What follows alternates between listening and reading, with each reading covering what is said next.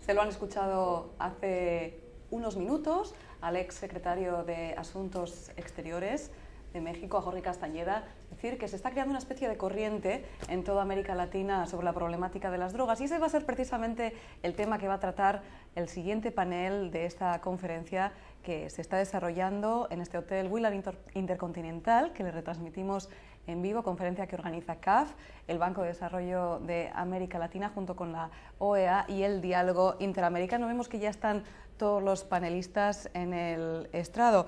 Les digo quiénes son. Son José Manuel Insulza, secretario general de la OEA, Fernando Carrera, ministro de Exteriores de Guatemala, Jill Gerlikowski, de la Oficina Nacional de Política para el Control de Drogas de la Casa Blanca, Nelson Jobim, antiguo ministro de Defensa de Brasil, Óscar Naranjo, antiguo director de la Policía Nacional de Colombia, y finalmente modera María Emma Mejía, que es la antigua ministra de Asuntos Exteriores de Colombia. Hablarán ellos sobre esta nueva corriente que se está gestando en América Latina, y también imagino que hablarán de asuntos como, por ejemplo, las leyes que se han aprobado en algunos estados de Estados Unidos, las nuevas relaciones hemisféricas que se van a derivar de todo esto y mucho más en este panel que comienza ya.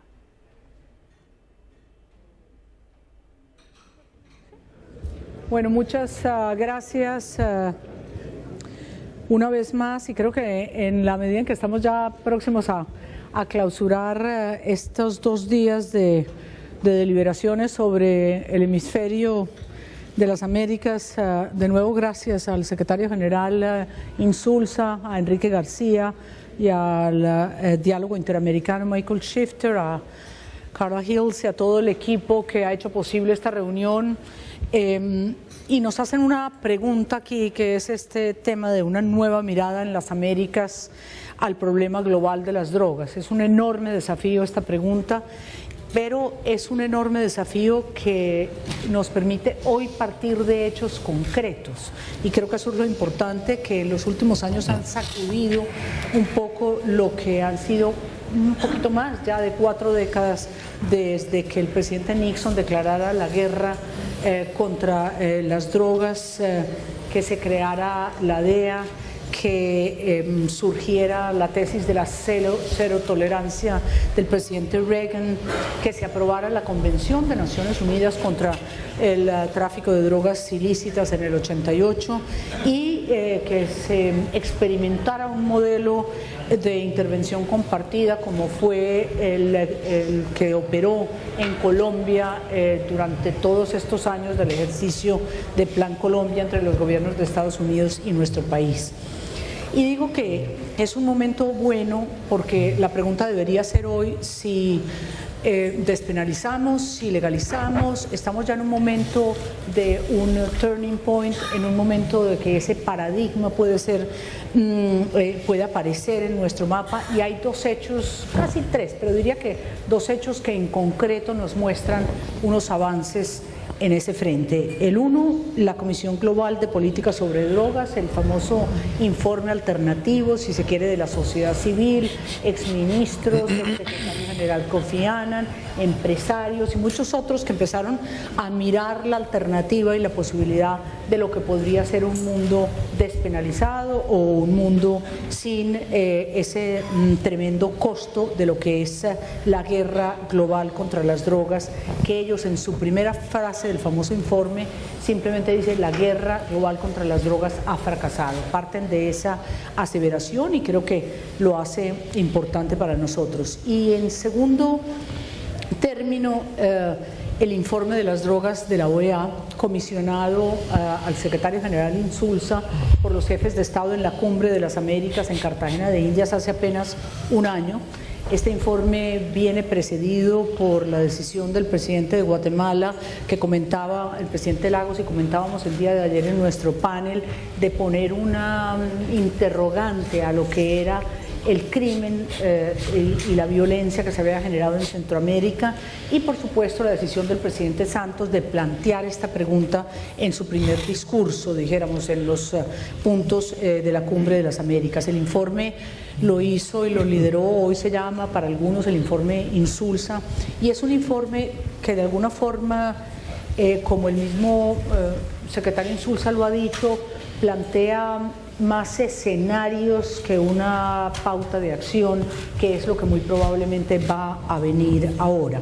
Entonces, en esos 4 meses desde que se presentó, ya estuvo en la Asamblea General en Guatemala y tiene que seguir una hoja de ruta que aquí trataremos de desvelar un poco qué va a hacer. Yo les pediría a cada uno que hicieran un planteamiento de unos 7 minutos y con base en ello pues podemos ya abrir la discusión internamente, y quiero que nos quede un poco de tiempo para que podamos darle participación en un tema y en un debate de tanta envergadura como este, y que muy probablemente, a diferencia de otros temas, nos hace mirar que este paradigma sí puede cambiar después de 100 años, dijéramos, de la prohibición y 40 años de la lucha contra las drogas, de la guerra integral. Así que comenzaría canciller, ex canciller y secretario general Insulza. Comencemos con usted un poco su punto de vista sobre este tema. Muchas gracias, María Emma. Yo encuentro casi heroico a algunos de ustedes que quieran escucharme de nuevo sobre este tema, porque a pesar de que eso lo voy a poner en un tono positivo al final. Lo primero que yo quería decir es que efectivamente este informe fue encargado por los presidentes, no en el medio de un debate divisivo, sino más bien porque había algunos consensos que era importante poner de relieve. El primero era que tenemos un problema muy grave en un continente que consume la mitad de la heroína que se consume en el mundo, la mitad de la cocaína que se consume en el mundo, 1/4 de la marihuana y una cantidad muy grande de anfetaminas, metanfetaminas, todo tipo de drogas de distinto tipo. Por lo tanto, el tema es grande y no ha disminuido. No ha disminuido. Hoy día estimamos el tráfico, el negocio de la droga son más o menos 150.000 millones de dólares al año, de los cuales la mitad se la da por lo menos en nuestros propios países, con una cantidad enorme de muertos, mucho más muertos por la guerra de las drogas que por el consumo mismo de drogas, ¿no? Incluso cuando uno pone en las cifras de muertos por consumo, los que matan o se accidentan habiendo consumido drogas, etcétera. Incluso en esas condiciones es muy claro que la guerra de la droga se lleva a la mayor parte de las víctimas. La conciencia de que no ha habido una disminución real de la violencia, ni mucho menos. De hecho, están presos, y de la gente que está presa en las Américas hay un tercio, que son 3.600.000, 3.700.000 personas. Un tercio está presa por droga, por asuntos relacionados a la droga. Se decomisan al año una cantidad muy importante de toneladas de cocaína, y la estimación que yo tenía era del año 2010. La mitad de la cocaína que se produjo ese año fue incautada, y sin embargo el negocio sigue porque no es difícil, ni es caro producir droga. Lo que se hace caro es el progreso. Entonces, primero, esto es un problema muy grave, voy a decir después lo de los precios, ¿no? Este es un tema muy grave. Segundo, el consenso, repito, de que la pura violencia, la pura represión no ha funcionado, que hay un problema importante de salud pública. Y tercero, una hipótesis de trabajo que nosotros usamos, que de alguna manera estaba en la conciencia también de los presidentes que nos adjudicaron el tema, de que en cada país el tema de la droga es el mismo, es un tema hemisférico por excelencia, lo decía ayer Ricardo Lago. Este es uno de los temas propiamente hemisféricos. Pero el asunto se vive de manera distinta según cada país. Y para no cansarlos en esto, aquí está el canciller de Guatemala, el caso tal vez más paradigmático para un lado es Centroamérica, donde el consumo de drogas es bastante bajo y donde se concentra la mayor parte de la violencia. Por lo tanto, no es lo mismo un país que puede, un país que como algunos países del sur o del norte pueden considerar el tema como un tema estrictamente de salud de la ciudadanía. No es lo mismo que algunos países que están obligados a considerarlo fundamentalmente como un problema de violencia, un problema de criminalidad, como es el caso de los centroamericanos. Entonces, la forma en que enfrentamos, y al mismo tiempo quiero decir en esta breve introducción que recibimos 2 mandatos, no uno, porque los presidentes querían una visión muy clara del estado objetivo del problema, de la situación objetiva, de la realidad del tema, y segundo, querían escenarios, distintas posibilidades de desarrollo. Bueno, hicimos 2 informes, por lo tanto, son 2 volúmenes, son 2 informes que están, por cierto, conexos entre sí. El primero, como está esta dificultad de que en cada país se ve de manera distinta el problema, es un informe, por así decir, que va desde el cultivo de la droga hasta su consumo final, atravesando todos los países, por lo tanto. Para hacer el informe con ese diseño, creo que lo más claro es decir que este es el único continente en el mundo en que todas las fases del proceso de la droga, desde el cultivo de la hoja de coca, digamos, hasta el consumo final, se producen de manera relevante en el continente americano. Por lo tanto, este era un buen diseño. Y en este curso de la droga, desde la planta hasta la pasta base, de la pasta base a la elaboración de la selva, al puerto, del puerto a la frontera, de la frontera a la ciudad y de la ciudad a la venta, en este curso de acción verificamos, por cierto, algunos temas fundamentales, el daño a la salud que la droga produce, y dos aspectos que son centrales: los aspectos de la violencia, que realmente está muy concentrada en las zonas de tránsito. Yo no voy a decir que, por ejemplo, en países de consumo relativamente alto como Uruguay o como Chile, que está planteando el problema, no voy a decir que no haya violencia, la hay, y eso preocupa a sus gobernantes, pero si ustedes la comparan con la que ocurre en los países de tránsito, es ciertamente menor. Y al mismo tiempo que hay un problema ahí de alcance de los gobiernos, de falta de institucionalidad suficiente para tratar los problemas, y por lo tanto algunos temas de criminalidad que siempre tratamos aparte, como la impunidad, como la reincidencia, son temas que ciertamente influyen mucho en el asunto de la violencia. Y enseguida tratamos también el tema económico, y eso lo digo brevemente porque es un bonito estudio sobre este tema. Un kilo de pasta base puesto en la selva de Bolivia o de Perú o de Colombia vale entre 500 y 700 dólares más o menos. De ahí va subiendo de precio, está en el informe cómo sube de precio, hasta llegar convertido en 2 kilos de cocaína a los mercados de las ciudades norteamericanas o de América del Norte, valiendo $33.000 por lo tanto se ha multiplicado por 500. Y eso es una cantidad inmensa de dinero que se gana sobre todo en la parte final. Todos ganan con la droga, no nos equivoquemos, pero donde más dinero queda es en la fase final, donde quedan 2/3 de la ganancia. Y creo que a eso habría que agregar otra serie de datos, pero no consigo ahora resumirlo suficientemente. Los escenarios, brevemente.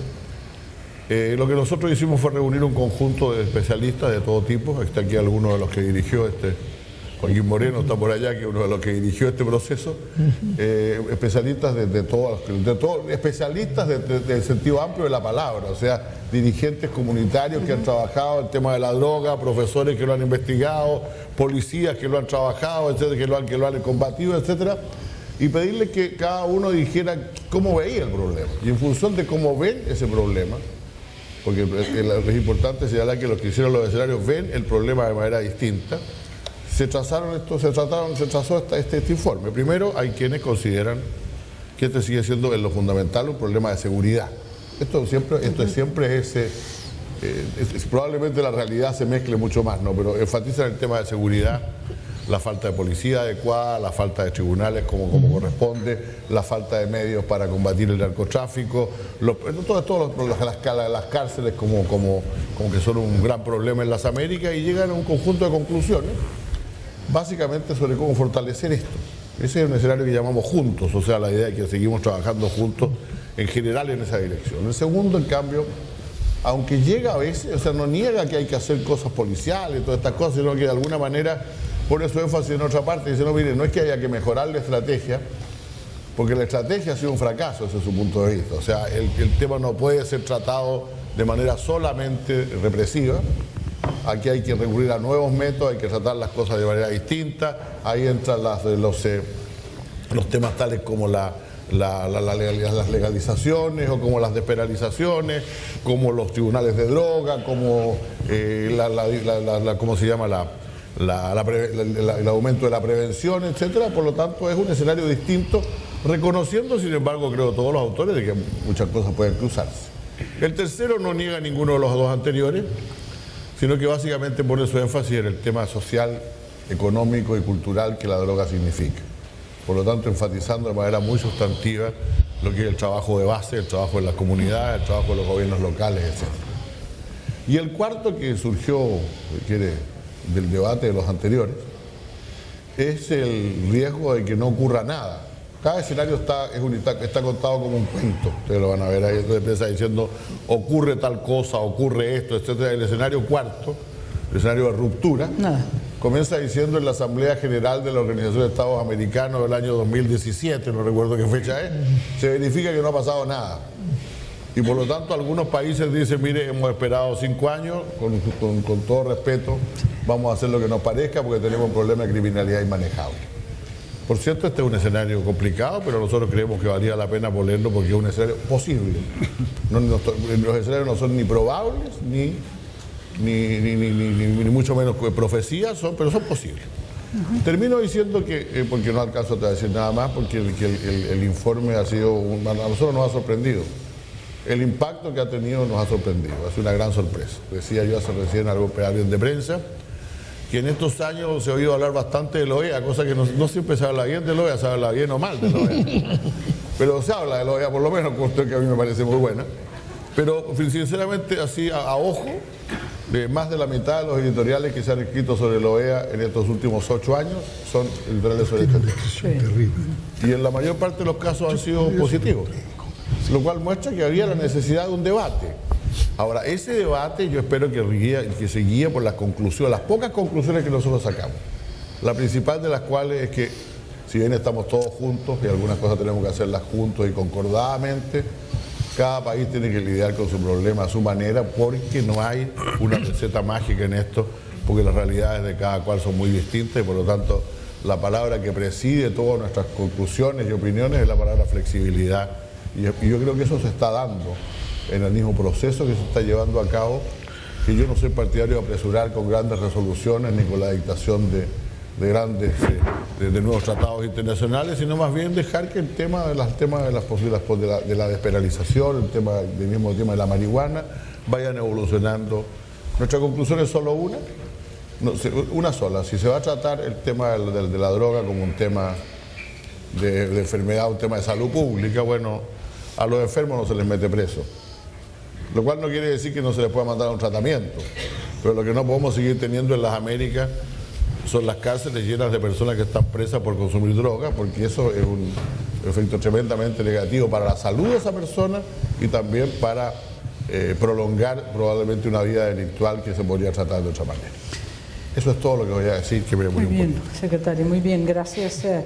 Y yendo a ese punto que usted menciona como el futuro, ¿no? Con el general Naranjo, que ha trabajado yo creo que todos los eslabones, desde director de policía en las ciudades más comprometidas con el tema de la lucha contra las drogas en Colombia, Cali, Medellín, hasta comandante general, hasta todo lo que fue el trabajo de investigación, donde yo creo que uno de los mayores activos de Naranjo es el tema de la investigación criminal y de la inteligencia criminal. ¿Cómo se ve ese futuro? Kirlikovsky en ocasiones ha hablado de la varita mágica que él llama, que es si el crimen organizado se va a acabar por el hecho de legalizar o de despenalizar. Desde la perspectiva de una persona de su experiencia y hoy hablando del tema de seguridad, ¿cuál es su visión? Muchas gracias, María Emma, muchas gracias a la CAF, al Diálogo Interamericano, a la OEA y a todos ustedes que nos permiten compartir, más que reflexiones, unos comentarios sobre lo que significa hoy en las Américas debatir alrededor del problema fundamental de las drogas. Creo que cuando yo termine estos pocos minutos entenderán por qué estoy sentado al lado del secretario y también por qué estoy tan cerca del secretario Kirlikovsky. Pero la verdad es esto, comenzaría por reiterar lo siguiente. Yo creo que estamos en este debate hoy con un elemento diferencial que por razones de humildad el señor secretario Insulza no mencionó.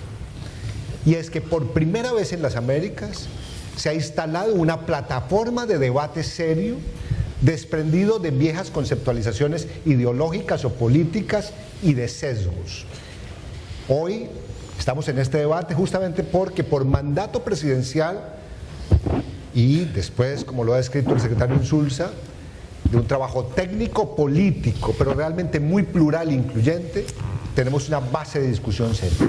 Y yo lo que creería es que teniendo una base de discusión seria, y es el primer punto, digamos, de nuestro comentario, habría que mirar este problema hacia el futuro, más que seguir anclados en el pasado y dar pasos hacia adelante. Porque estimamos, repito, hay un insumo serio que permite ese entendimiento, esa deliberación y ese debate.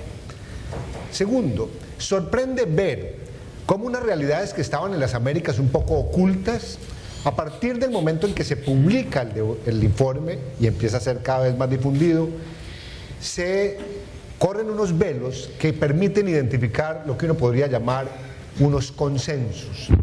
El consenso número 1, de que es necesario reformular la política sobre las drogas, que es necesario humanizar la política sobre las drogas, que parece imperativo darle un tratamiento de salud pública y que, como lo acaba de decir el secretario, hoy los consumidores no pueden ser criminalizados, no deberían ser criminalizados. Esos 4 acuerdos, digamos, empiezan a aparecer como una especie de consenso en las Américas sobre los cuales no hay mayores dificultades. Por otro lado, también se han hecho evidentes los disensos, y esos disensos realmente están encontrando en la metodología de los escenarios también puntos de encuentro, porque la verdad es que hoy las Américas aparece signada, como hemos dicho, por una especie de tragedia humanitaria alrededor de la violencia. Déjenme compartir este dato que repetimos siempre. No obstante, América Latina, particularmente América Latina, representar el 8% de la población mundial, tenemos entre el 36 y el 42% de los homicidios del planeta.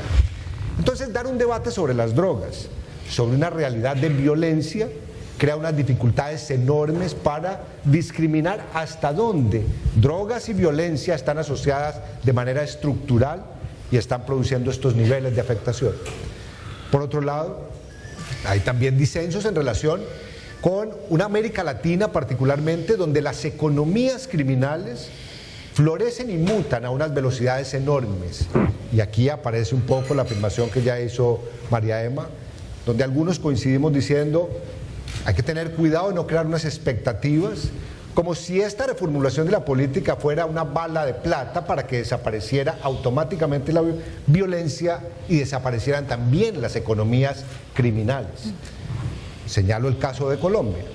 Colombia hoy tiene la más baja extensión de cultivos ilícitos de arbustos de coca, la más baja producción de clorhidrato y sulfato de cocaína desde que hay estadísticas, y sin embargo, ¿cuál es la tragedia que empezamos a enfrentar?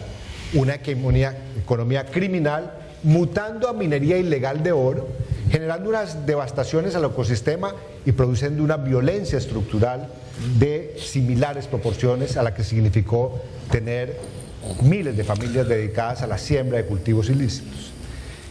Y por otro lado, yo diría que una parte, digamos, que no tiene que ver con un disenso, pero sí con una precisión metodológica que queda reflejado en el informe de manera bastante exhaustiva, es que ciertamente este es un debate que incluye el tema general de las drogas, pero en el entendido de que el espectro y el universo de las drogas que hoy consume la humanidad son de muy distintas categorías, naturalezas, y producen efectos particulares unas distintos de otras.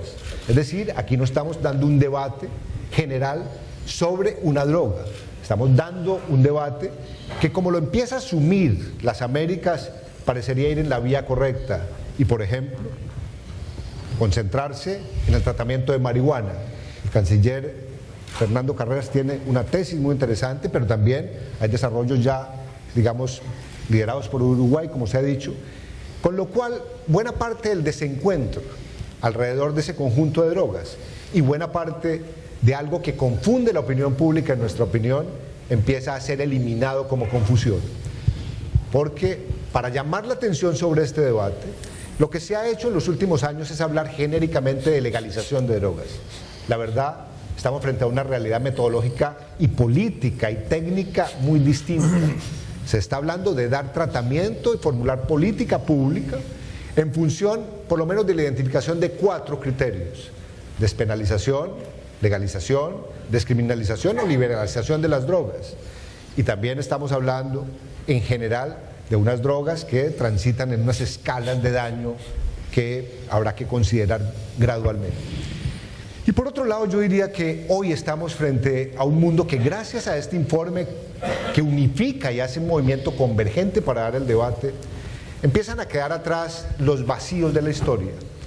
Si algo reveló el informe es que, por ejemplo, la información rigurosamente válida sobre la historia de las drogas en América, yo diría en el mundo, deja mucho que desear. Hay vacíos de información, de conceptualizaciones que realmente no permiten tener unas bases ciertas.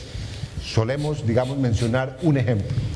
Cuando uno llega a sumar, por ejemplo, la cantidad de droga que incautan las autoridades en el mundo, es un poco de Ripley, es, digamos, como de circo. A veces la suma da más de lo que produce el mundo, porque un decomiso termina multiplicado por 3 y por 4. Si hay 4 países que participaron de una operación, los 4 registran esa tonelada de estupefacientes y en vez de incautar una, incautan 4. Pero también, digamos, hay otro drama en el pasado, otra lección aprendida de ese pasado. Y es que las buenas prácticas de la política pública para encarar el tema de las drogas no está suficientemente documentada y no es creíble. Y no es creíble porque se vendió, digamos, bajo el prisma político, normalmente tratando de vender el éxito, pero no de identificar el desafío y el fracaso. Y por otro lado diría, en una mirada a futuro, lo que es indudable y es nuestra tesis, y está también, coincide con el informe. Cualquier decisión que tome el mundo, cualquier decisión que tomen las Américas en relación con el problema de las drogas, van a necesitar una nueva institucionalidad más legítima, más eficiente, más capaz y en todo caso más cercana a este mundo de las drogas. No podemos imaginar una nueva política pública en materia de drogas con unos estados debilitados o no creíbles o que inspiren desconfianza, como sucede hoy, tristemente lo tengo que mencionar, con un sistema de policías en América Latina bajo una profunda crisis de confianza y de credibilidad y de legitimidad. Esa nueva institucionalidad realmente aparece como necesaria e imperativa para dar pasos hacia adelante y instalarlos más en el futuro que en el pasado. Gracias, General Naranjo. Yo creo que toca usted varios puntos que, bueno, basados en el informe de la OEA pueden ser muy enriquecedores, este tema de los consensos y los disensos, el tema fundamental de contribución a la violencia, tal vez usted por discreción, y ojalá lo podamos tratar más adelante, pues no hemos hablado del tema de narcotráfico involucrado al proceso de negociaciones de paz con las FARC, que es un tema tan profundamente involucrado a la tesis de tierras en Colombia, erradicación de cultivos. Entonces ahí deja usted unos temas que podemos desarrollar ahora más adelante, pero con Kerlikowski a mí me gustaría que habláramos un poquito y que nos ayudara a dilucidar si estamos hablando de una liberalización interna y de una penalización exterior. Estados Unidos, como que después del informe de la OEA, tiene sus mixed feelings, sus sentimientos encontrados. Por un lado hay ciertas políticas públicas de los estados, el propio Eric Holden en una memorándum entregó el jueves pasado una comunicación a los estados de Washington y Colorado en los cuales, yendo un poco inclusive contra las convenciones internacionales, con todo respeto, diría yo, secretario, de alguna forma autoriza a esos estados a continuar con su política de aprobación, dijéramos, o liberalización del consumo de marihuana, no con fines estrictamente médicos como hasta ahora se había hecho. O sea, el gobierno federal pareciera tener una política interna distinta a la que nos aplica a nosotros o a los demás países del mundo. Entonces me gustaría un poquito que partiéramos como de ese tema, porque aquí se ha tratado que una cosa es marihuana, que estamos dividiendo lo que son todas las drogas, y en este caso me gustaría como sus opiniones a ese respecto y concentrándonos mucho en este informe también, secretario. Well, thank you to OAS and Gracias a la OEA, a la CAF y señor ministro, les agradezco a todos la invitación. Estoy sumamente de acuerdo con lo que el general Naranjo mencionó sobre la reforma a la política de drogas, que es un tema internacional, que no puede haber mejor defensor de esta política en los últimos años que Estados Unidos. Debemos pensarlo por unos minutos. Nosotros producimos, y como asesor al presidente al respecto, que controla todas las agencias relacionadas con la observancia de las leyes en materia de drogas. Además, hay un problema de prevención y de control de la demanda.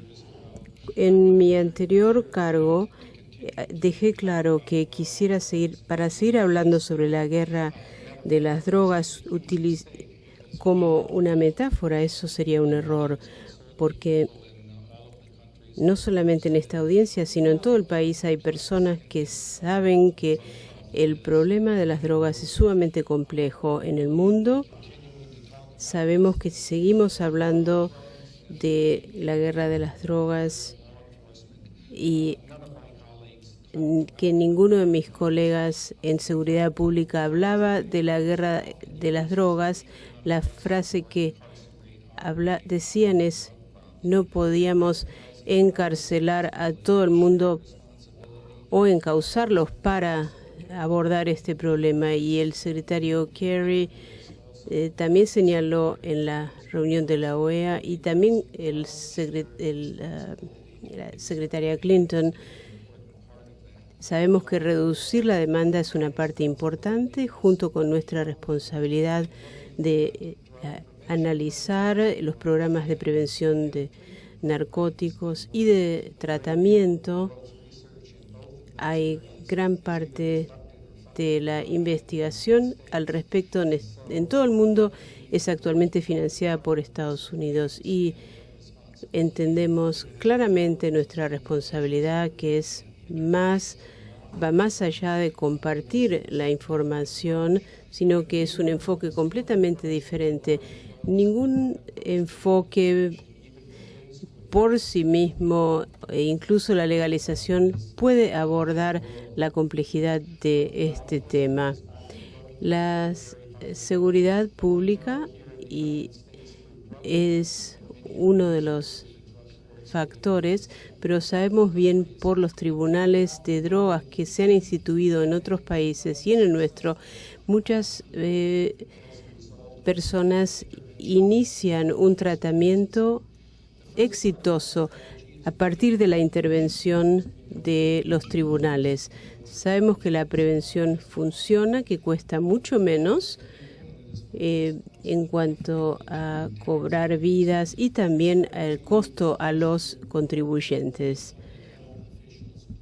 Y debo reconocer el papel que juegan los funcionarios de salud pública al reconocer la importancia del tratamiento. Y ahora, con la ley de atención a la salud, que también se la conoce como Obamacare, millones de estadounidenses van a poder tener acceso a programas de tratamiento por consumo de drogas, y lo vemos como un factor fundamental en Estados Unidos. Además del acento en la prevención y el tratamiento, se han creado esfuerzos para la recuperación en organizaciones comunitarias. Ya no nos sorprende que, por ejemplo, alguien como yo de Washington DC vaya a Washington o a Texas y si les decimos lo que deben hacer, no es bien recibido. Las voces que resuenan son las voces y que son mejor acogidas, son las voces de las personas que viven en esos lugares y aquellos que tienen información de los programas basados en aspectos científicos. Lo hemos visto en todo el mundo que las organizaciones que han tenido éxito y están exportando su modus operandi. Ello se refleja en los esfuerzos por reducir la demanda de drogas en Estados Unidos. Nuestro apetito por la cocaína desde 2007 ha declinado más del 40%, y eso es utilizando cualquiera de las medidas, y son varias. Hemos reducido la demanda de cocaína y queremos seguir haciéndolo. Hemos reducido en Estados Unidos en el mismo plazo nuestra demanda de metanfetaminas, y esperamos seguir haciéndolo utilizando los recursos con que contamos. El informe que mencionó el secretario general Insulza de la OEA apoya también estos conceptos. Parte de las ideas en ese informe pueden instituirse según los tratados existentes de la ONU, y es una distinción importante porque no creemos que en Estados Unidos que legalizar las drogas vaya a promover la salud pública, ni tampoco va a reducir la incidencia de la delincuencia. En México, Alejandro Luncolor dijo claramente que es muy importante que la población reconozca que los carteles tienen numerosas formas de captar recursos, a veces son secuestros, extorsión, etcétera, y son muy superiores de lo que se podría obtener con el narcotráfico solamente. Es importante recordarlo, y que también que los cambios en el estado de Washington y en Colorado, todavía la marihuana, el consumo es en contra de la ley federal y hay sanciones penales a quienes contravengan la ley. En Guatemala, el presidente he acompañado al secretario Kerry a Guatemala y hubo una conversación interesante que se mencionó. Estamos en este esfuerzo conjunto. No hay un país predominante, un país de tránsito o un país que consume. Todos tenemos dificultades. En Estados Unidos se produce mucha marihuana y metanfetaminas. Como saben, los medicamentos recetados también son un problema importante, y analizando cómo abordar este problema en forma integral es una buena medida. Elogio a la OEA y por el estudio que ha logrado. Bueno, creo que nos deja conclusiones muy buenas esta intervención. Casi que pudiéramos decir que el war on drugs, ese temido expresión de hace 40 años, un poco está muerta, y de que Estados Unidos, de alguna forma, el gobierno del presidente Obama y la oficina que usted dirige está buscando alternativas, no simplemente cerrando las puertas al reporte de la OEA, y que a una fecha tendremos que intentar llegar, y a eso ha contribuido, como decíamos ahora, pues el gobierno de Guatemala, su presidente y su canciller, que han sido muy categóricos en llamar la atención de una de las zonas donde esas cifras de las cuales nos hablaba el general Naranjo más se están expresando: la violencia y el fracaso, si se quiere, contra la criminalidad organizada y contra la violencia hacia los jóvenes. Sus ideas a ese respecto, canciller. Muchas gracias, María Emma, y muchas gracias a los amigos de Diálogo Interamericano, de CAF, de la OEA, por esta invitación. Tal vez empezar un poquito atrás en la historia. Yo creo que parte de lo que movió al presidente Otto Pérez a plantear este tema desde el año pasado al iniciar su gestión, tuvo que ver fundamentalmente con la sensación de que había un problema con la estrategia que se estaba llevando a cabo, porque él estuvo a cargo de esfuerzos de combate al narcotráfico desde principios de los años 90 y volvió a la presidencia 20 años después y encontró que se hacía lo mismo y las dificultades eran mayores ahora. Las fuerzas criminales eran más poderosas, las fuerzas de combate a esas fuerzas criminales se habían debilitado y fue una constatación fáctica, no fue una discusión ideológica lo que él tenía que enfrentar. Y como gobernante tiene que resolver problemas concretos, no irse a una academia, encerrarse y empezar a buscar qué es la alternativa a un problema. Y bueno, le preguntaron que cómo encontraba el problema de las drogas 20 años después y dijo, bueno, dijo que ha fracasado esto porque 20 años después lo encuentro peor. Encuentro que los esfuerzos por combatir el problema de la forma en que se ha hecho, se continúa haciendo lo mismo y sin embargo el problema es cada vez más grave. Y no se refería únicamente a las muertes y a la violencia, que a eso también se refería. Se refería a esa desproporción de cómo se han fortalecido las redes criminales y cómo en un esfuerzo aparentemente de fortalecimiento de las fuerzas de la ley, proporcionalmente son menos fuertes hoy las fuerzas de la ley que las fuerzas criminales. Y él dijo, bueno, algo tenemos que hacer. Lo extraño es que para el presidente Otto Pérez, y en este caso también para mí, yo vengo del campo de la economía, y en el campo de la economía, pues, vivimos periodos de ortodoxia económica en varios momentos de la historia reciente, pero siempre tuvimos la oportunidad de decir algo sobre si nos caía bien la política monetaria o la política fiscal. Y para el presidente Otto Pérez y para mí la primera sorpresa fue que si uno decía que algo estaba mal en la política de drogas, no se debía de decir nada. Había que guardar silencio, que era malo decir algo. Y esto nos llamó mucho la atención porque parecía como que la política de drogas estaba fuera del debate público. Y esto es muy extraño para países como Guatemala y como la mayor parte de países de América Latina y Estados Unidos, que nos hemos comprometido a un régimen político democrático, donde tenemos debate público de todo lo que es público.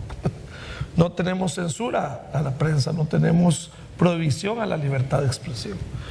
Y sin embargo parecía como que había una noción de que el debate de la política de drogas no era algo que había que estimular, ¿no?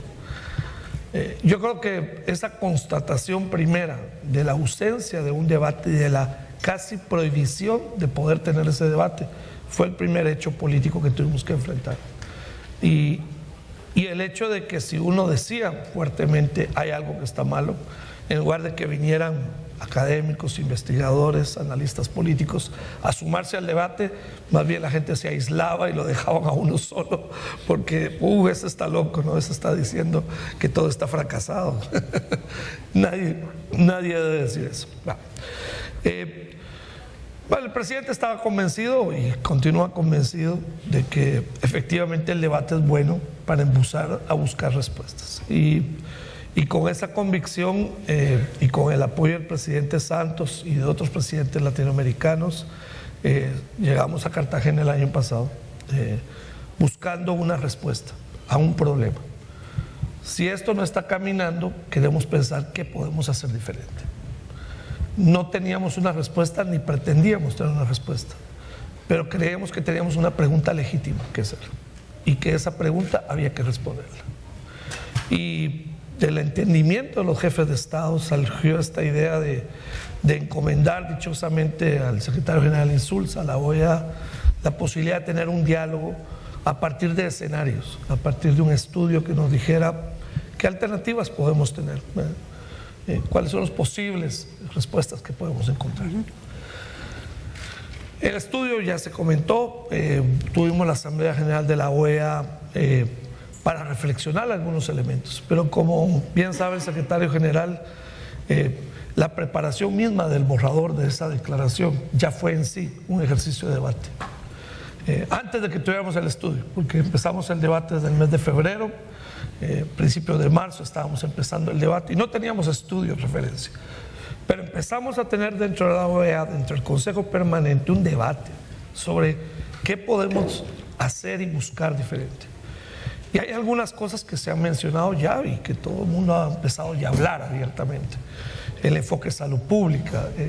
Hay un enfoque de problemas sociales también, que tal vez se habla menos, pero que el enfoque de salud pública. Pero la realidad es que cuando uno mira la criminalización de las ofensas por motivos vinculados a las drogas y los delitos vinculados a las drogas, tanto en Estados Unidos como en América Latina, mira un patrón social muy claro, ¿verdad? Los que están en la cárcel son los pobres y las minorías étnicas, fundamentalmente. Y esto habla de que hay algo más, hay que escarbar. ¿Por qué son los pobres y las minorías étnicas los que terminan en la cárcel en este proceso? ¿Por qué hay ese fenómeno de exclusión social vinculado a las drogas y al tráfico de drogas?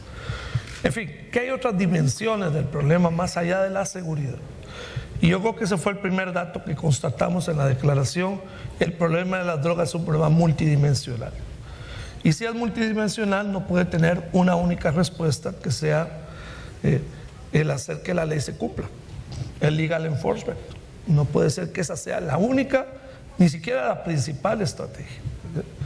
Yo creo que romper con el paradigma de que el legal enforcement, como se dice en inglés, es la respuesta al problema. Yo creo que ha sido uno de los elementos más importantes de este debate. Y eso no quiere decir que no haya una dimensión de Estado de Derecho que tenemos que cuidar todos, y particularmente el combate a las redes criminales es algo que no podemos olvidar como una responsabilidad con nuestros ciudadanos y su seguridad. Pero lo que sí es cierto es que solo ver el problema de las drogas desde ese ángulo es un ángulo limitado. Yo creo que esa fue la otra constatación del debate. Y finalmente avanzamos en decir, hay otros elementos que hay que considerar: problemas de salud, problema social, el problema de la penalización de muchas cosas que tal vez no deben de ser penalizadas. La penalización del consumo de cantidades pequeñas, que en algunas sociedades está despenalizado, en otras no. La descriminalización o despenalización de algunos niveles de conducta vinculadas al narcotráfico, pero que son pequeños tráficos y que más se pueden resolver por una vía de protección social o de respuesta social. Y bueno, y el hecho de que la mayor parte de los ofensores son jóvenes. Entonces estamos perdiendo en las manos del narcotráfico a lo mejor de nuestra juventud, ¿no? Y hay que recuperar a los jóvenes. Y el presidente Otto Pérez lo ha dicho en varios momentos. Esta batalla también es una batalla por los jóvenes, porque los que trafican drogas no nos ganen a los jóvenes. Los jóvenes tenemos que recuperarlos para nosotros. Y bueno, creo que en ese marco se habló de varias alternativas y la declaración de Antigua recoge eso. El estudio de la OEA es muy congruente con esto. Yo cerraría diciendo que estamos en el momento para avanzar en tomar decisiones. Yo estoy convencido que muchas decisiones las podemos tomar a nivel hemisférico, sin necesidad de entrar en un debate profundo sobre las convenciones. Y me parece que en su momento tendremos que discutir también las convenciones. Pero me parece que mucho podemos hacer sin debatir las convenciones y sin embargo repensando a nivel hemisférico cómo podemos hacer las cosas mejor. Y hay que decir que eso implica un alineamiento de todo. Y entre las cosas que hay que alinear es la cooperación que se da en este campo. Porque la cooperación que se da en este campo es 90% para problemas de hacer que la ley se cumpla y 10% para cualquier otra cosa que se nos ocurra, ¿no? Y yo creo que hay que hacerlo diferente. Yo creo que hay que dar una cooperación para que se cumpla la ley, pero una enorme cooperación para que la gente y los jóvenes puedan salir del círculo de las drogas, puedan salir del tráfico, las comunidades tengan oportunidades de desarrollo. En fin, hablar de la política social y de la política humana que va a hacer que nuestras comunidades, nuestros jóvenes puedan retomar sus vidas. Gracias, canciller. Y pasando precisamente a la experiencia también desde la justicia, a mí me gustaría mucho con Jobim poder mirar, usted que ha sido magistrado, que ha tenido esa experiencia también desde el otro lado, no solo en temas de defensa en su país, sino también de justicia. Y en una reciente carta que un grupo de ministros de justicia y de defensa de Brasil enviaron al Congreso por una ley que creo que está en proceso de hospitalización obligatoria a aquellos consumidores y ellos proponen aplicar más bien la libertad individual de la dosis personal, cosa que ya se ha utilizado en caso de marihuana en muchos de nuestros países. Tenemos la experiencia de Uruguay, la experiencia colombiana y otras experiencias. ¿Cómo tal vez manejar ese tema de la justicia que por la experiencia colombiana y también por la experiencia en Brasil y muchos de nuestros países ha estado muy permeada en eso que Naranjo llamaba como el temor a esa desinstitucionalización que todo alrededor del negocio de las drogas, porque está muy bien, hablamos de legalización, de despenalización, pero ¿hasta dónde podemos ir en un debate que nos lleva a que más o menos concluimos que eso no termina con la violencia organizada, con la delincuencia organizada? Sí, Mariema, yo creo que tenemos que ver que la situación del tratamiento de la cuestión de la droga con salud pública no es liberalización de la droga, es un tratamiento del consumo y no del traficante. La liberación de la droga importa en toda la liberación de todo el rato, del cultivo, de la producción, del tránsito y de la venta y del consumo. Entonces, si usted camina para la liberación completa de la droga, es todo el aspecto, desde el cultivo hasta el consumo.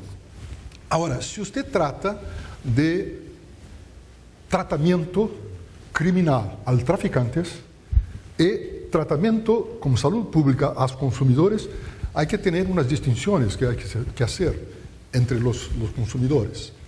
Usted puede tener dos tipos. Los consumidores que son dependientes. Los consumidores que tienen dependencia a la droga y los consumidores que no tienen dependencia a la droga.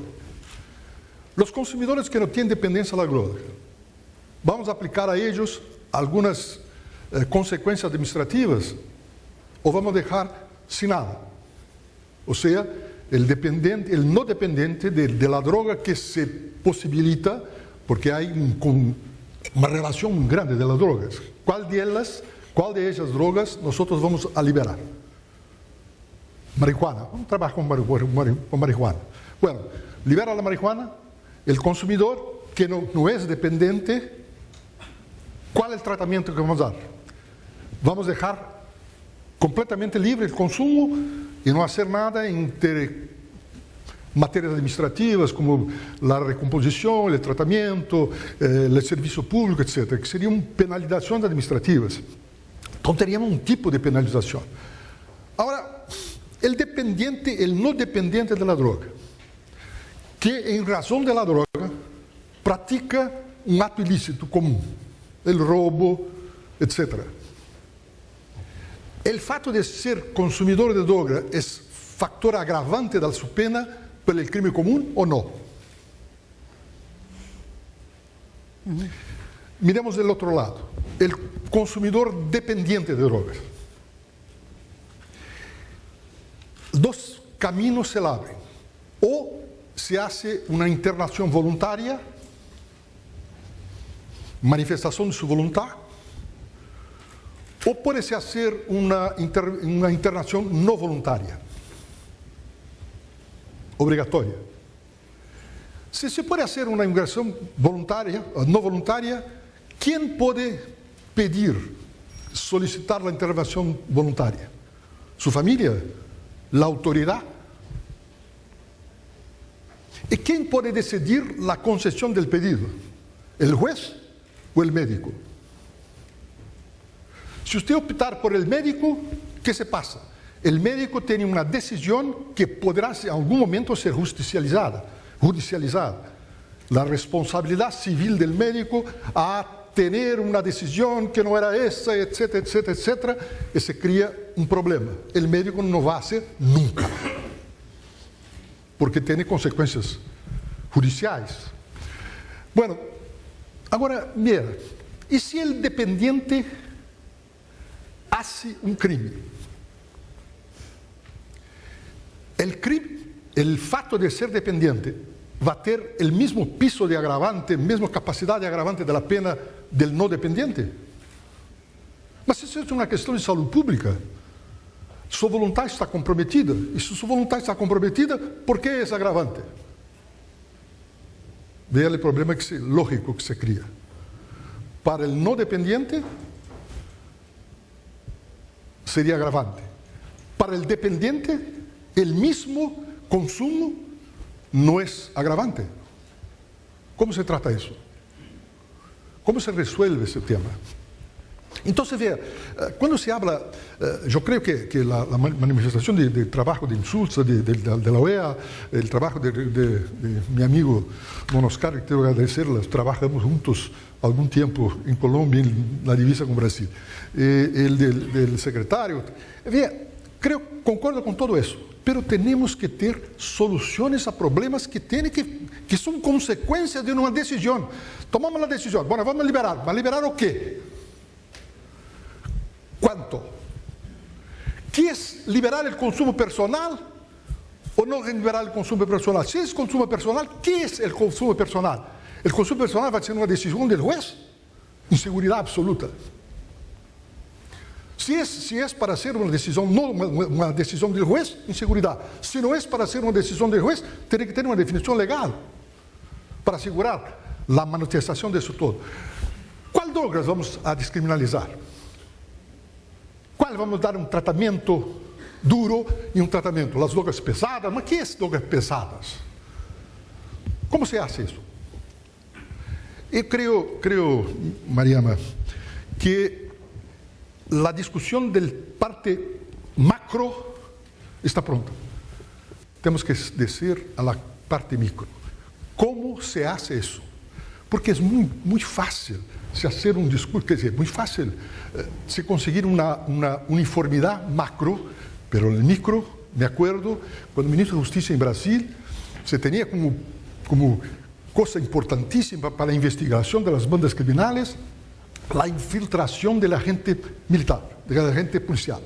Colocar el agente policial dentro del bando criminal. Hubo una concordancia global.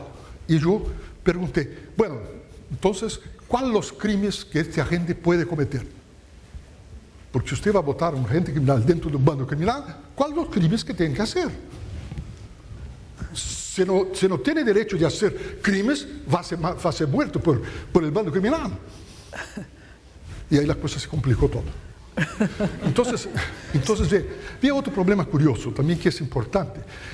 Se dije que la droga es una cuestión transnacional. Correcto. La producción está, el cultivo en un país, la fabricación en el otro, el consumo en el otro, el tránsito en el otro, etc. Imaginen si nosotros tendemos en América del Sur tratamientos distintos cuanto a esta discriminación o deslegación de la droga. ¿Qué tipo de droga vamos a delegar? El país libera 4 tipos, el otro libera 2 tipos, uno no libera nada. ¿Qué va a pasar con eso? Vamos a tener en sustitución al turismo sexual, un turismo de drogas. ¿Cuál es el problema que va a se crear con esta diferenciación de tratamiento? Y las cuestiones de impuestos. La droga liberada va a ser una commodity. Tienen que pensar en eso. Va a ser una commodity.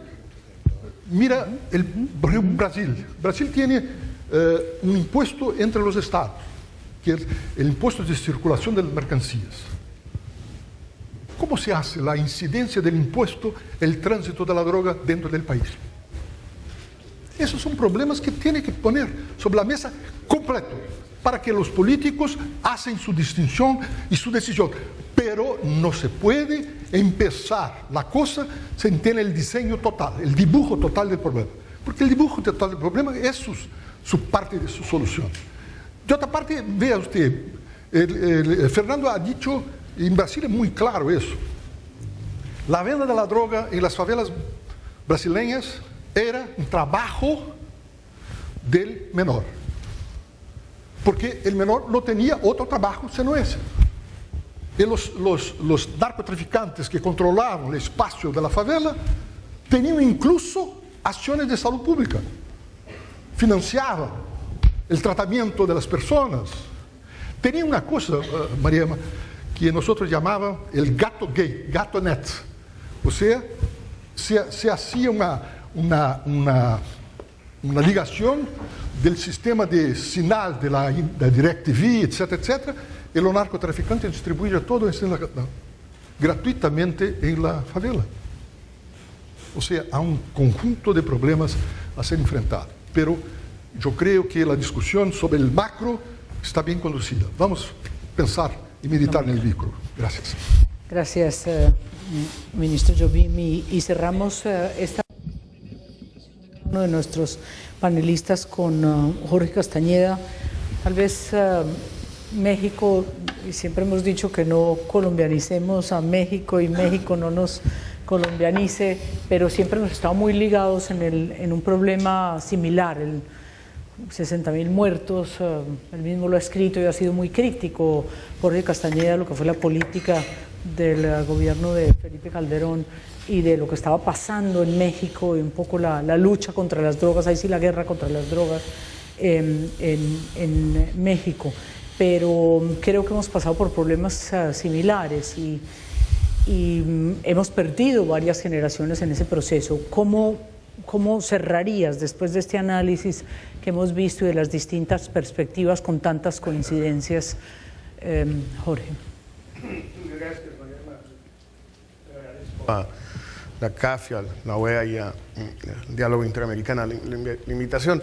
Yo creo que todos los dilemas que plantea el ministro Jobim son muy válidos, son muy pertinentes y en efecto hay que reflexionar sobre todos estos dilemas. No digo necesariamente antes de empezar, pero en todo caso hay que reflexionarlos. Pero también hay que reflexionar sobre la otra parte. Y no estoy tan seguro que solo debamos mirar hacia adelante, general. También hay que mirar un poquito hacia atrás, porque lo que México ha sufrido estos 6 años es una hecatombe. No es una reflexión intelectual, no es un debate político, es una hecatombe. Son 70.000 muertos, son 25.000 desaparecidos, son 60.000 millones de dólares gastados de más a lo que se gastaba antes. Es un deterioro terrible de la imagen internacional del país, al grado, sin que haya una relación mecánica, pero la ministra Carla Hills me entenderá muy bien, el año pasado tuvimos la inversión extranjera directa en México como porcentaje del PIB más baja de los últimos 40 años, más baja que antes del NAFTA que usted negoció. Algo tiene que ver eso con 70.000 muertos. A los inversionistas no les gusta invertir en un país en guerra. Les dicen a ese país, terminen su guerra y luego vemos. Ahí nos avisan. Entonces, ese costo ahí está. Ese ya se pagó y ya se vieron las consecuencias. Lo que no se ven son los resultados. Porque uno podría decir, bueno, era el costo a pagar. Mala tarde, por descuido de gobiernos anteriores, por el deterioro de la situación en el país, en Estados Unidos, en Centroamérica, era el costo a pagar por todo eso. Salvo que no hay resultados que mostrar. Los 2 ejemplos que me parecen más interesantes son uno que tiene que ver con otro amigo y compatriota, el exgobernador de Michoacán, Lázaro Cárdenas. El presidente Calderón inicia su guerra, porque eso sí, quiero subrayarlo, su guerra, que no invente ahora que fue de nadie más, fue de él. Él la decidió, que no invente. La inicia en Michoacán el 10 de diciembre del 2006. En principio, a solicitud del gobernador, solicitud que yo dejo abierta al interrogante si alguna vez existió. El presidente Peña Nieto, ¿con qué inicia su política de lucha contra el crimen organizado empezando su sexenio? Mandando al ejército a Michoacán. Porque la situación en Michoacán, 6 años después de la guerra de Calderón, es peor que nunca. ¿Según quién? Según el nuevo gobierno. No según los críticos, según el nuevo gobierno. Entonces, ¿de qué sirvió durante 6 años tener al ejército en Michoacán? Segundo ejemplo rapidísimo. El nuevo gobierno se vanagloria, con algo de razón, de que ha capturado a 62 de los 129 capos, bla, bla, bla. Magnífico. Pero el gobierno anterior también se vanagloriaba de eso. Entonces no veo cómo los dos pueden haber capturado a todos los capos, pues ya no habría capos.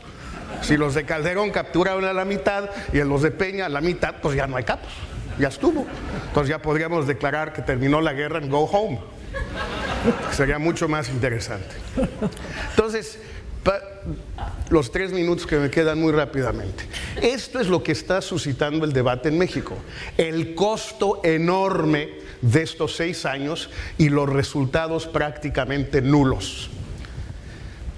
Pero además hay otra tendencia al mismo tiempo, que vista desde México quizás no sea la misma que se ve en Estados Unidos, que es 3 cosas al mismo tiempo. Uno, el crecimiento muy importante del número de estados de la Unión Americana que han legalizado la marihuana para fines terapéuticos, y donde la definición de los causales es muy amplia. Hay estados muy rigurosos como New Jersey y hay estados extraordinariamente laxos como California. Yo de todos modos preferiría vivir en California que en New Jersey, pero en fin, eso ya cada quien que puede vivir donde quiera. Segundo, el inicio de la legalización para fines recreativos, los casos ya mencionados de Colorado y de Washington, y tengo entendido que Alaska ya viene en camino.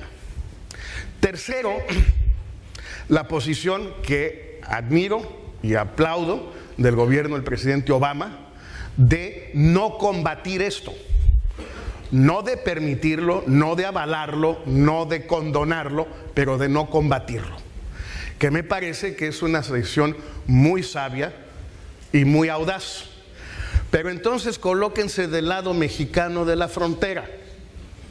¿Cuál es la lógica de andar mandando a nuestros soldados a quemar plantíos de marihuana, a poner retenes en la carretera para detener tráilers de marihuana o a buscar narcotúneles en la frontera con California, si cuando la marihuana que sí pasa llega a Estados Unidos se puede comprar en el 7-Eleven?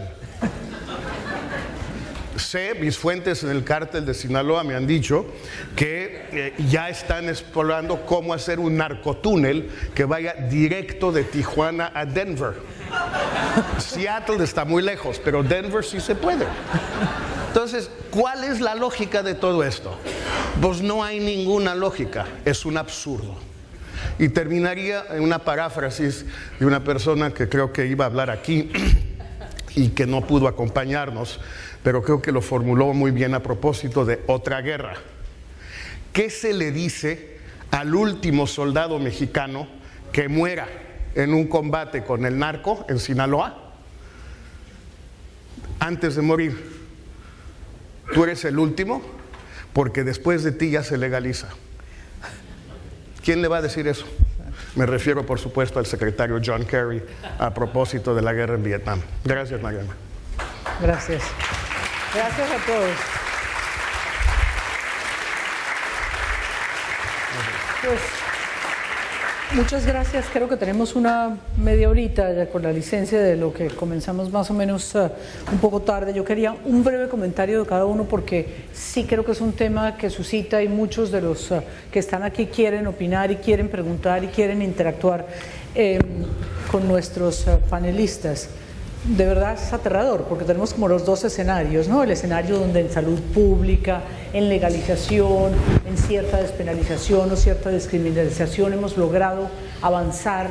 Inclusive creo que la hoja de ruta, tal vez me parece que es útil, secretario Insulza, que nosotros podamos tener la hoja de ruta del año 14, donde en la asamblea de la OEA se pueda debatir ya más a fondo este tema. Le entendí a Fernando Cepeda y a algunos que el diálogo interamericano, Michael, el viernes tiene, creo que Naranjo también en general va a participar, tiene como ya un poco las acciones a seguir. O sea, este tema no se ha parado, el informe no se entregó y simplemente está reposando en los anaqueles de la OEA para eso que decía el secretario Insulza, para bien de la Organización de Estados Americanos, ¿no? Algo está pasando que sumado a las MOEs parece funcionar y tener una hoja de ruta. Pero aparte de eso sí queda este problema que que es un problema del crimen organizado, y es un poco de esa doble política que yo quería elaborar con el secretario Kerlikowski, y es ¿qué le decimos? ¿Cómo lo hacemos? ¿Cómo le hacemos? Como dicen los mexicanos, ¿no? Cuando tenemos como una política interna que empieza a distanciarse tanto Estado por Estado, que se deja pasar, y el fiscal así lo hizo, y sin embargo, pues la política internacional, la política exterior hacia el tema de las drogas sigue siendo lo mismo. Colombia, y me gustaría que ambos elaboraran, en general, tuvo en ese trabajo unos avances importantes, y pasamos de ser de recibir cooperación a ofrecer cooperación, y creo que ahí puede haber una formulación muy rápidamente antes de abrir el debate. No sé, secretario, si quisieras.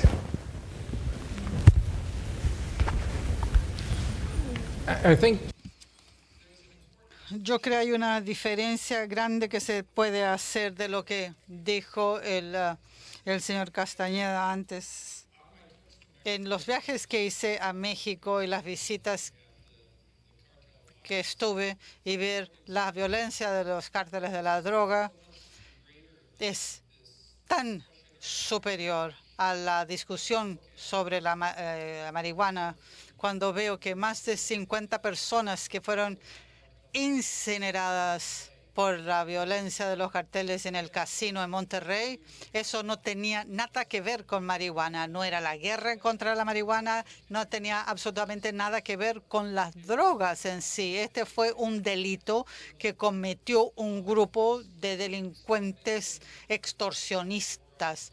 Así que cuando hablamos de la guerra contra las drogas, y uno se concentra específicamente en la cannabis, nos estamos equivocando en concentrarnos en eso. Los gobiernos tienen una responsabilidad, como mencionó el general Naranjo cuando él era dirigía la DNI, de proteger a la población a las que juraron servir y proteger de todo tipo de delitos.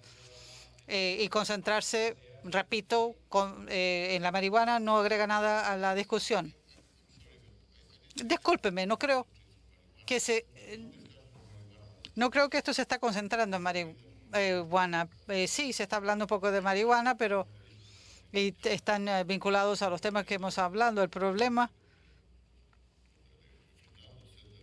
diría que todo esto se está juntando todo en solo grupo. Todo es malo.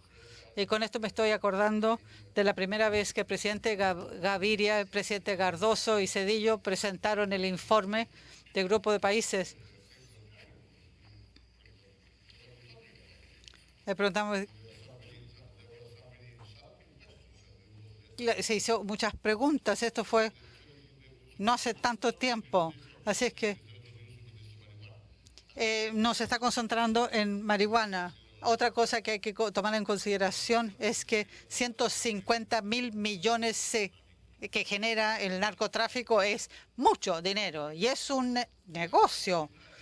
Las pandillas delincuenciales empiezan como cualquier otra organización empresarial, y tal vez muchas de las otros delitos que se están cometiendo en los países están vinculados al narcotráfico, las extorsiones, etcétera. Eso es un hecho. También el tráfico de seres humanos también puede estar vinculado. Pero lo que es importante es que hemos empezado el diálogo. Obviamente, la represión no es la respuesta. Tenemos que hacer frente a la delincuencia, al narcotráfico. Hay otros informes que se están publicando al respecto, pero podemos llegar a un acuerdo. Y yo creo que hemos llegado a un acuerdo. Hemos llegado al acuerdo que todas las acciones de represión no son la respuesta al problema de la droga. Estoy también de acuerdo con el ministro Jobim que esto hay que hablarlo. Existen drogas. Hay drogas estupefacientes que son más peligrosas que la marihuana, el alcohol. a donde vaya y entrego el informe. La última vez fue a una asamblea de ministros religiosos en Chile. Estaba hablando de marihuana y yo estaba hablando del alcohol, la cantidad de alcohol que se consume. Estamos hablando de esa es una droga legal que tiene un tratamiento, contra, o se le está reglamentado. Hay que tener una licencia para poder vender alcohol, hay tratamiento para los que tienen el problema del alcohol. No estoy diciendo que haya que legalizar, y tampoco vale el ejemplo o la comparación de que el alcohol también era ilegal y después pasó a ser legal. No, lo que uno puede pensar también en otros tratamientos. Si se va a legalizar cualquier droga, hay que tener los mismos tipos de tratamiento o reglamentación para hacer frente a eso. Así es que estoy de acuerdo que si hay que hacer algo, estoy respondiendo a nuestros colegas de Uruguay, tiene que tomar una decisión sobre cuál es la cantidad precisa para una cosa u otra. Así es que vamos a terminar con el tabú y empezar a trabajar contra esto. Si a todo esto consenso, veo aquí a mi colega Adam, el consenso es posible. Yo veo aquí entre el público, veo a 4 de los autores del informe, Estación Moreno, veo aquí de personal de CICAD, colegas que escribieron parte del informe de seguridad social, así que Adam también está presente. Bueno, muchas de estas personas que participaron en escribir el informe estaban en desacuerdo de muchas cosas. Entonces había que ver si es que íbamos a incluir o excluir ciertos capítulos. Pero uno tiene que llegar al meollo del problema. Y una vez llegando ahí, llegamos a la conclusión que hay muchas cosas en común porque todos tememos de que siga este problema y hay que encontrar una solución. Así que muchas gracias. Quería mencionar apenas este comentario de que todas estas cosas, la discusión ya es positiva para ver cuánto hemos progresado desde la primera inquietud. Aquel que preguntó en la institución Brookings le preguntó a César Gaviria, le preguntó: buenos días, presidente Gaviria,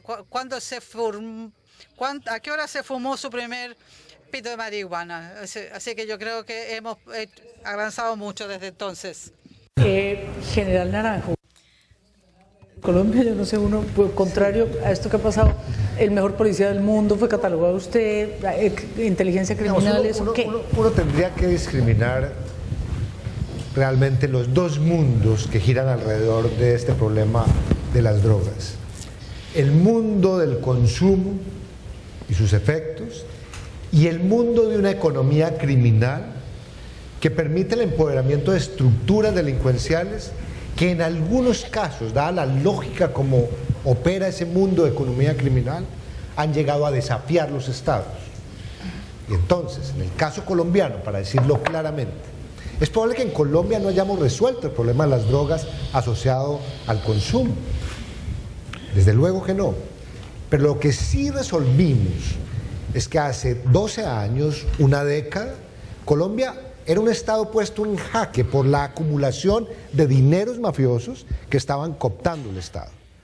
Y yo tengo que decir ahí con toda claridad que ese fantasma de estado fallido que alguna vez se llegó a mencionar quedó derrotado y proscrito en la realidad y en el imaginario. Digamos, ahí hay una primera consideración. La otra consideración es que luchar contra esa economía criminal derivada del narcotráfico significa particularmente luchar por la democracia y por los valores democráticos. Si hoy a mí me preguntaran cuál es el efecto más dañino de todos estos años de narcotráfico en América Latina, yo diría que destruyó valores democráticos e instaló valores mafiosos. Esta cultura de ilegalidad, esta cultura de corrupción se incrusta directamente en esa mentalidad mafiosa. Y por otro lado, me parece que, digamos, cuando hay afirmaciones como las del señor canciller, que las entiendo perfectamente, sobre todo para el ciudadano, son difíciles de entender. Cuando se habla, digamos, de captura de los grandes capos. Pero la verdad es esta. La verdad es que, evidentemente, se somete un delincuente de esa naturaleza al imperio de la ley y aparece otro. Y eso, digamos, es indiscutible. Pero ¿cuál es la ventaja de someter el primero a la ley? Que la sociedad tiene una señal inequívoca de que no se tolera el delito y que el modelo de éxito que pregona ese delincuente no tiene futuro porque el delito no paga y finalmente la ley se impone. Y por otro lado, lo que sí es un drama es que en América Latina tengamos delincuentes llamados capos con trayectorias criminales de 25 años que parecerían intocables aún y que no se han capturado. Y la verdad, cuando una sociedad recibe esa señal de que hay un capo de narcotráfico que lleva 25 años, que es amigo de la política, que está cooptando instituciones, que ha permeado las policías y que es un invencible, la desconfianza en los valores democráticos se desvanece para crear, digamos, estos estados de anarquía, donde al final, cuando uno hace una comparación entre confianza en valores democráticos versus procesos de economía criminal, parecería haber una relación directa. Donde hay una economía criminal floreciente, hay una total desconfianza en el Estado, en la política y en los voceros que deberían representar al ciudadano. Y por lo tanto yo creo que avanzar en esa dimensión resulta clave. Ahora llamaría a María Emma la atención sobre dos puntos adicionales. Este estado de cosas de hoy, para mirar al futuro, realmente enfrentará, en nuestra opinión, dos desafíos fácticos. Uno, que probablemente no se está viendo hoy en las Américas, y que tiene que ver con el endurecimiento de las políticas prohibicionistas en otras latitudes del mundo. No nos llamemos a engaño, pero la verdad, en la Asamblea en Viena, en la Convención de Viena, hay posiciones de otras latitudes que están mostrando que ese prohibicionismo radical, si se quiere, es una salida para algunos. Y ahí ese contraste, digamos, que implica particularmente liderazgos políticos en función de defensa de valores democráticos, realmente es un imperativo, porque a uno le dicen, oiga, yo llego a algunas naciones asiáticas y pregunto, oiga, ¿cómo explican que aquí no hay crimen, ni narcotráfico, ni adictos? No, fácil, cadena perpetua o fusilamiento. Entonces, claro, de esa manera, ¿quién no? Pero no hay que perder de vista que eso ha ganado un espacio, especialmente en esas latitudes. Y el otro tema que traemos a consideración es este: si este debate no avanza para tomar decisiones a una velocidad razonable, el debate quedará superado por las tendencias del consumo. El consumo de drogas de diseño, sintéticas, metanfetaminas, está creciendo exponencialmente versus la producción de drogas naturales. Y la verdad, las drogas de diseño han traído al consumidor una calidad de consumidor no vergonzante, que no tiene que esconderse para consumir, que no tiene que ocultarse para inyectarse heroína o para asperjar sulfato de cocaína y simplemente consume un comprimido, una pastilla. La pregunta que uno se hace en la práctica, en el mundo práctico, es ¿qué autoridad y qué Estado va a estar revisando la cartera de todos nosotros, los bolsillos de todos nosotros, buscando drogas de diseño que pueda perseguir? La verdad, ese mundo de las drogas naturales versus el mundo de las drogas sintéticas ha planteado una guerra que empieza a resolverla por de facto el tema de las drogas sintéticas. Uno diría, en la práctica, se empieza a instalar una especie de legalización de facto de las drogas de diseño contra las drogas naturales. Gracias. Una palabra de Fernando, y le damos el micrófono a Adrián, que está aquí adelante en la segunda fila, por favor. Y empezamos la ronda de 5 preguntas, si nos permite. Más o menos, y son muy, muy rapiditas. Aquí, por favor, en esta. Fernando, una breve conclusión. Dos reflexiones a raíz de lo que decía el señor Naranjo. Me parece que es importante tener claro el dato que él decía al principio de que tenemos que tener una claridad en esta coyuntura de que nosotros hemos aprendido, y Guatemala se suma ahora a Colombia, creo yo, con mucha claridad. Nosotros sabemos cómo controlar redes de narco. Lo que no sabemos es cómo controlar el tráfico de drogas. Y es una cosa diferente. Entonces nosotros podemos dar datos contundentes hoy en Guatemala de cómo las 7 principales redes criminales han sido desmanteladas, que eran amenazas para el Estado. y cómo los Zetas los tenemos controlados también, aunque sea una red todavía más grande y más poderosa, pero en Guatemala están bajo control las Zetas hoy. Pero el tráfico de drogas continúa. Entonces, como decía, hace unas semanas estamos con el secretario general en Chatham House, allá en Londres. Sabemos cómo desmantelar redes criminales. Lo que no sabemos es cómo parar el flujo de drogas. Y eso hay que decirlo con honestidad y con transparencia. La segunda cosa es que, efectivamente, la primera cosa que a mí me sorprendió del debate de drogas es que estaba prohibido hacerlo. La segunda que me sorprendió es que la idea de que para regular el consumo de una sustancia, la que fuera, la única alternativa era prohibirla. Nuevamente, viniendo del mundo de la economía, eso no me hacía ningún sentido. A ver, yo quiero que un producto no se consuma de manera abundante en la sociedad por lo dañino que es. Bueno, le aumento el precio. O sea, eso es como la lógica de mercado que uno tiene. El aumento de los impuestos por los daños que causa la sociedad. O sea, lo trato como la sustancia dañina que es. Más o menos lo regulo, como dije en algún momento, como hacía el alcohol. Solo que yo he dicho muchas veces que para regular las drogas necesitamos regularlas como el tabaco, no como el alcohol. Porque el alcohol no hemos hecho nada para hacer lo que caiga el consumo, mientras que el tabaco sí. Entonces hay que regularlo como el tabaco, no como el alcohol.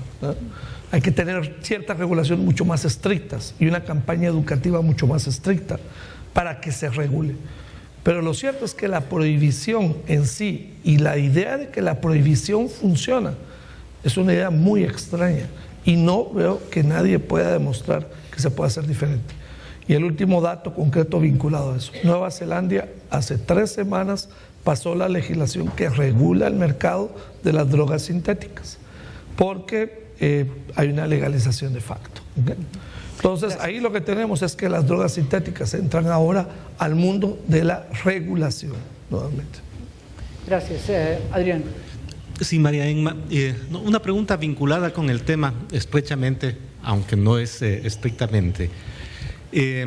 Son las negociaciones del gobierno colombiano con las FARC. Los últimos 20 años de acción de las FARC muestran una dinámica violenta articulando 2 fenómenos, un fenómeno político de insubordinación previo de levantamiento armado, junto con un fenómeno ilegal económico que es el tráfico y cultivo y refinación de drogas ilegales. Ambos fenómenos están en estos momentos articulados y ambos fenómenos de una u otra manera tienen que procesarse en estas conversaciones. Quisiera pedirte a ti y al general su opinión sobre el tema. General, que está en la mesa, lo que pueda él decir. Justamente por eso es que no puedo, pero sí, con mucho gusto. La verdad me remito a un tema que es evidente y público y que tiene que ver con el acuerdo llamado general firmado el año pasado entre las FARC y el gobierno colombiano, donde en el punto 4 de ese acuerdo hay un compromiso de sentarse a construir una fórmula de solución al problema de las drogas en Colombia. Es decir, el mérito de ese acuerdo general, de ese compromiso previo de las FARC, asumido con el gobierno, es que el tema está incluido en la negociación y está planteado como solución al problema de las drogas. Es decir, allí no va a haber una negociación distinta que no sea explorar caminos para solucionar particularmente una de las facetas del problema de las drogas, que son los cultivos ilícitos. Pues yo lo que podría decir, complementando y no siendo una voz oficial, es que este es tal vez uno de los temas en los que yo creo que, ligado al tema de tierras, ligado al tema de cultivos ilícitos, el éxito que se tuvo, por ejemplo, en que Ecuador declinara el debate que estábamos, la presentación ante la Corte de La Haya de la aspersión aérea, nos permite, de alguna forma, nos da unas ciertas luces alrededor de una posibilidad de acuerdo, no sé si llamarlo acuerdo parcial, pero de alguna forma uno quisiera creer que puede ser uno de los debates en los cuales podríamos llegar a tener algún tipo de consenso.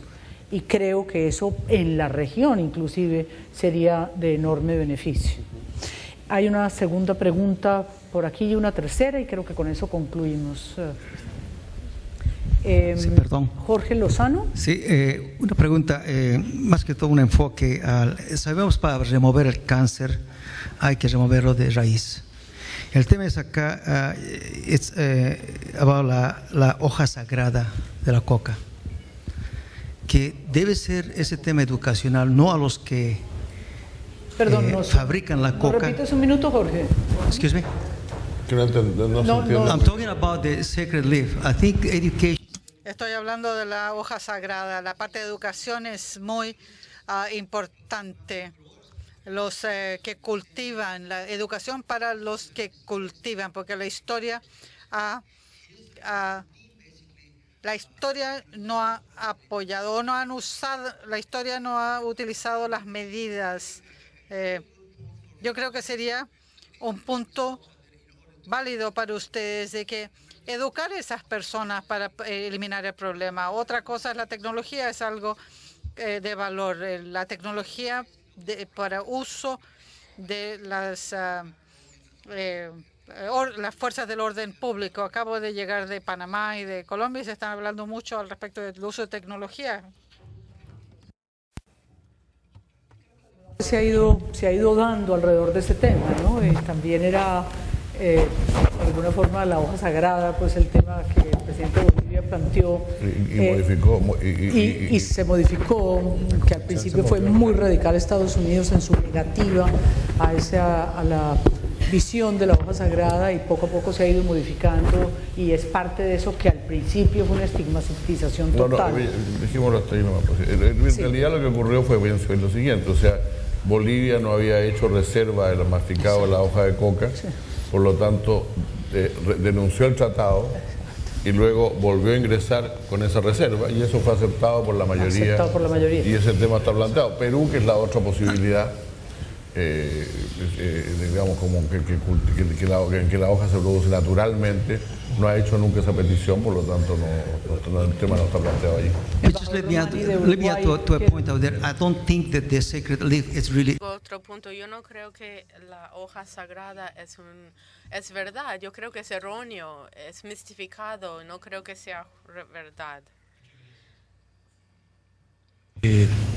Celebro este debate y como representante de Uruguay ante la OEA no quería permanecer callado y aportar lo nuestro, más allá de la experiencia que todavía está en debate parlamentario y que pretendemos que cumpla las precisiones que nos exige el ministro Jobim. Pero quería aportar una reflexión general, porque esto es un debate y un diálogo de una preocupación interamericana y mundial, ¿verdad? Entonces quería sumarme un poco a la reflexión de Fernando, en el sentido que lo que está pretendiendo recorrer Uruguay no es una nueva regulación, sino es el cambio de la regulación actual.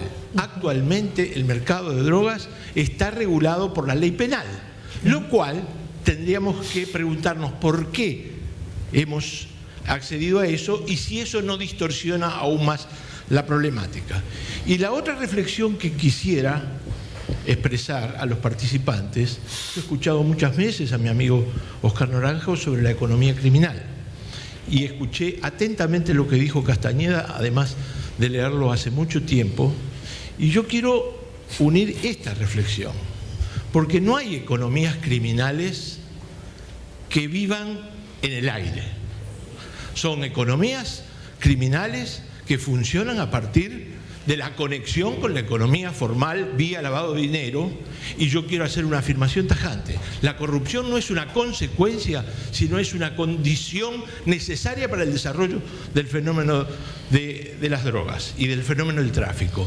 Y yo quería poner un ejemplo, acompañando la expresión de Jorge Castañeda, que cuando los narcotraficantes salgan en Denver, no van a tener que volver por el túnel, sino que van a tener la oportunidad de comprar armas en un mercado totalmente liberalizado y desregulado que también tendría que incorporarse al análisis de la violencia en nuestro continente.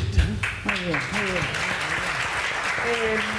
Y antes de cerrar, entonces, nos queda una pequeña pregunta de Vivanco, creo que está atrás, y cierran Jorge Castañeda y el comentario de Nelson Jobim. Sí, muchísimas gracias, José Miguel Vivanco de Human Rights Watch. Me gustaría hacerle una pregunta al zar de las drogas, al señor Królikowski. Evidentemente que los gobiernos deben hacer y deben tomar y pueden tomar múltiples medidas para desincentivar el uso de drogas que causan daño a la salud. Pero obviamente parece absurdo colocar a las personas en prisión por consumir drogas, y no me refiero solo a marihuana, si se trata de proteger justamente su propia salud. Lo que me gustaría saber es cómo usted puede justificar, desde el punto de vista lógico, el sancionar penalmente con prisión a las personas que son capturadas en posesión de drogas para consumo. Insisto, no me refiero solo a marihuana, cuando la conducta en la que pueden incurrir solamente les hace daño a esas mismas personas, cuya salud se intenta proteger, pero me parece que la opción que ha habido hasta ahora no puede ser la prisión. Gracias, Iván. Yeah, I mean, I think from the viewpoint of the United States on this. Creo que desde el punto de vista de Estados Unidos en este tema hay muy pocas personas que estén en prisión solamente por poseer drogas para su propio uso. Como comentamos aquí, hay traficantes de drogas y no podemos tolerar el tráfico o el crimen organizado en torno de las drogas. Hay personas que han cometido otro tipo de delitos, pero que además tienen un problema de drogas, y para los que tienen una adicción estamos procurando ofrecerles programas de tratamiento, ya sea como parte del sistema penal o dejarlos en libertad. Pero esta conversación me acordó a Nietzsche. El problema de la verdad no son las mentiras, son las convicciones. Gracias. Muy bien. El problema de la verdad no son las mentiras, son las convicciones. No es mío, no es mío. Muy bien. Rápidamente, 3 comentarios, Mariana. El tema de efectivamente hay bandas criminales, organizaciones criminales en México que ya no se dedican ni exclusiva ni quizás mayoritariamente al narcotráfico. La pregunta que debemos hacernos en México, por lo menos, creo que quizás en Centroamérica también, es ¿qué nos conviene más? Que se dediquen al narcotráfico o a la extorsión o al secuestro o al homicidio. Por mí, que se dediquen al narcotráfico, que exporten su material a Estados Unidos y que aquí lo legalicen, y todos mucho más contentos. Parece que es una mucha mejor solución, primero. Segundo, México no tiene una ventaja comparativa como país para ejercer el secuestro o la extorsión. No hay ninguna razón a priori por la que en México deba haber más secuestradores o más extorsionistas que en otros países de PIB parejo. Sí tenemos una gran ventaja comparativa para 2 tipos de actividades ilícitas. Lo que es más, nadie más en el mundo las tiene. British Columbia un poquito una. Una, podemos cultivar y transitar drogas a Estados Unidos por la frontera más amplia y más porosa que hay, pero está prohibido. Y 2, también podemos transitar o generar un negocio de transitar personas a Estados Unidos, como lo hacemos, pero también está prohibido. Pero si legalizamos esas dos, pues el crimen organizado en México va a tener las dimensiones que tiene en cualquier otro país, porque en las demás cosas no tenemos una ventaja comparativa. Y termino con un solo dato a propósito de las cárceles, que es muy importante también en México. En las cárceles federales, que son la minoría, pero son donde tenemos datos sólidos, datos duros, 80% de las personas que están en las cárceles federales en México lo están por lo que se llaman delitos contra la salud. Y de esos 80, 60% por marihuana. ¿Cuál es la lógica de eso? Yo no lo entiendo. Gracias. Bueno, muchas gracias a todos por acompañarnos. Felicitaciones por este debate.